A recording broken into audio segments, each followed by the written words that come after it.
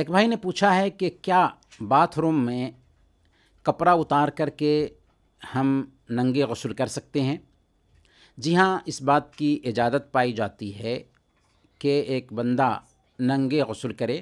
اللہ کے رسول صلی اللہ علیہ وسلم کی احادیث سے جواز کا پہلو بہرحال نکلتا ہے۔ امام بخاری رحمۃ اللہ علیہ نے اس سلسلے میں 2 حدیثیں ذکر کی ہیں۔ پہلی حدیث حضرت موسیٰ علیہ السلام کے ننگے غسل کرنے کے حوالے سے ہے۔ اللہ کے نبی صلی اللہ علیہ وسلم نے بیان فرمایا، صحیح بخاری کی روایت ہے کہ بنو اسرائیل ننگے غسل کرتے تھے اور ایک دوسرے کے بدن کو دیکھتے تھے، جبکہ حضرت موسیٰ علیہ السلام اکیلے غسل کرتے تھے۔ اس پر انہوں نے یہ کہنا شروع کر دیا کہ موسیٰ علیہ السلام اس لیے اکیلے غسل کرتے ہیں کہ ان کے خصیے بڑھے ہوئے ہیں۔ ایک مرتبہ حضرت موسیٰ علیہ السلام غسل کرنے لگے تو آپ نے کپڑوں کو ایک پتھر پر رکھ دیا اور اتنے میں پتھر آپ کے کپڑوں کو لے کر کے بھاگنے لگا۔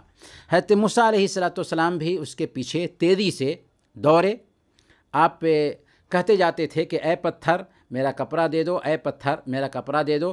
اسی بیچ بنو اسرائیل نے حضرت موسیٰ علیہ السلام کو ننگا دیکھ لیا اور کہنے لگے کہ واللہ ما بموسیٰ بأسن، کہ موسیٰ علیہ السلام کو کوئی بیماری نہیں ہے۔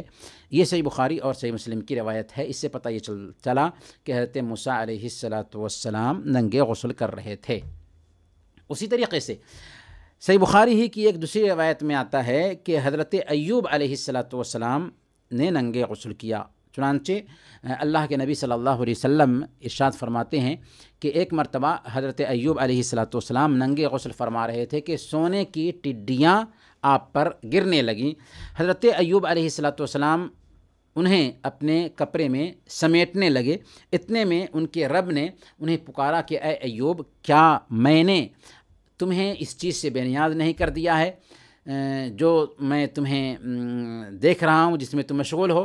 تو حضرت ایوب علیہ السلام نے جواب دیا کہ بلا وعزتک ولکن لا غنى بی عن برکتک، ہاں تیری عزت و جلال کی قسم، تیری بزرگی کی قسم، لیکن اے اللہ ہم تیری برکت سے بے نیاز نہیں ہو سکتے۔